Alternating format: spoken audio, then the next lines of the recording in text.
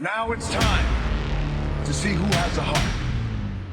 Now is the time to prove to yourselves and prove to everyone out there you're somebody. You are worthy of something. And you're able to do something special that no one else in the world can do. Are you ready to go out there and take what's yours? Yeah! What you worked hard for? Yeah!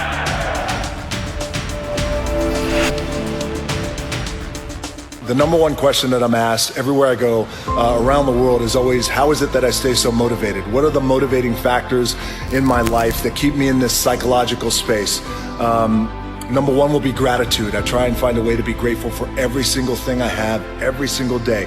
Wins, losses, loved ones, you name it. My life wasn't always this way. It was much different many moons ago. So these days I'm grateful to the bone for everything. The other thing is hunger. You always hear people say, well, it's about being number one, about being at the top. Or how about this? You're always going to find somebody out there who's going to work harder. Well, I don't know that. That might be bullshit. But I know no one is going to be hungrier than I am. And I try and find a way to be grateful. He said it's one thing to be hungry. It's another thing when you're starving for greatness and starving for success. And I love that because it immediately clicked. It's in my DNA. I know what it's like to operate every single day, regardless of the success that I've been a lucky son of a bitch to achieve. I operate every day as if I'm starving, so keep starving. You reach that point, we all reach that point where we're training, and you break through to the other side. You break down barriers, you bust through ceilings, you knock down doors. And in the moments where you push yourself on no one else's ground, those moments have a tendency to lead to success. Sometimes your vision is so big, you don't know how you're going to get there, and that's okay. You don't have to have all the answers. Keep that vision clear, your eye on the prize. Look, I'm tired, you're tired. I got a baby at home. She's going to wake up in an hour looking for daddy. I got a baby mama at home. She's going to give birth any day to my third daughter. I got Rampage opening worldwide. I got a lot of business to take care of. But I thought instead of going to sleep, let me come to the gym, get my workout in, and clear my mind so I can attack the day. Again, perspective always drives your performance. Think about that, apply it, and finish strong. Don't ever confuse effort with results. We gotta give the effort. At the end of the day, the only thing that matters is the results. So give the effort and always stay focused on the results. I go hardcore when I train. I don't have time to go to the bathroom. I find a bottle, I pee in it, and I keep training like a beast. It ain't about being the biggest and the baddest. It's about a mindset to be the best. Outwork your competition and dominate at what you do.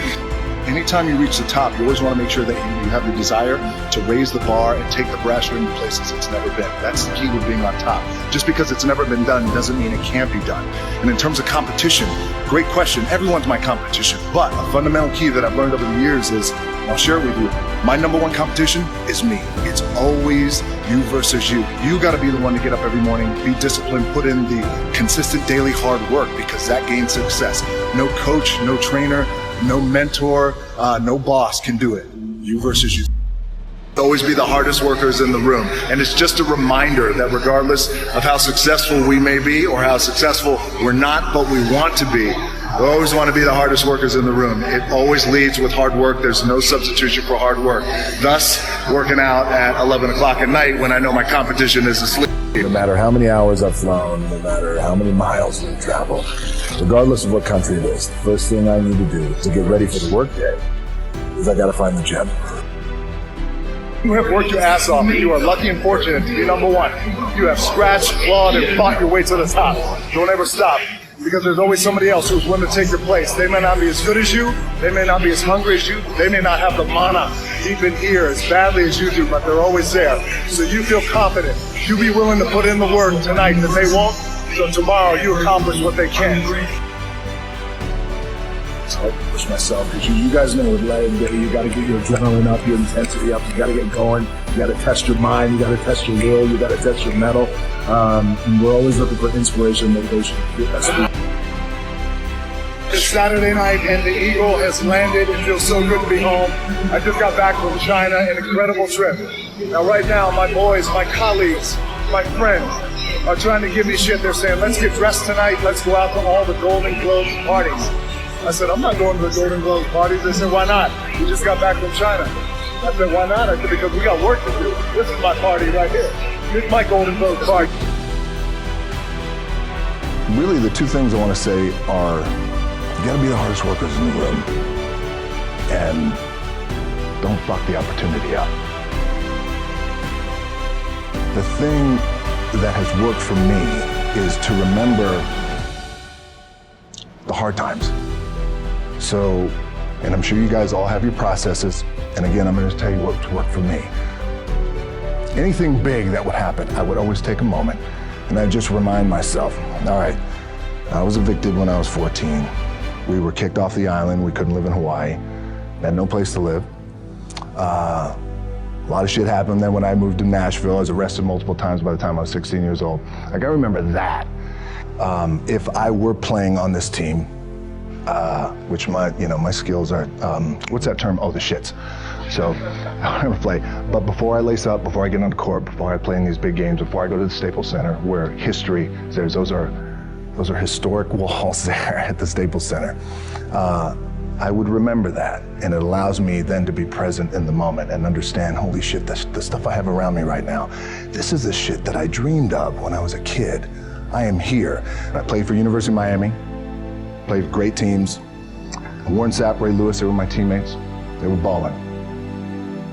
Warren Sapp was playing tight end that time. I was starting defensive tackle. Yeah. They moved him over to D-line.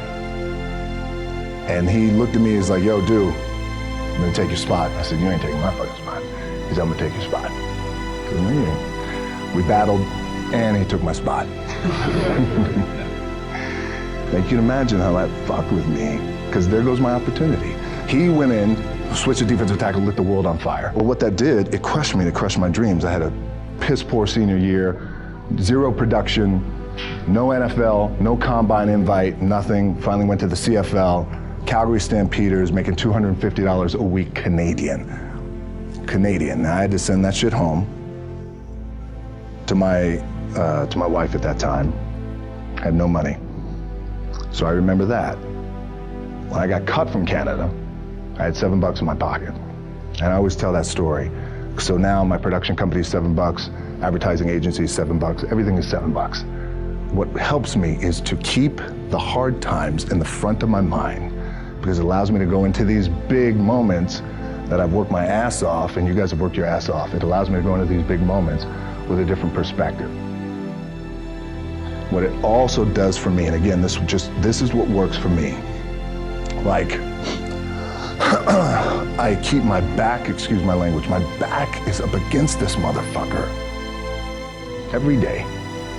It's against this fucking wall. Excuse my language.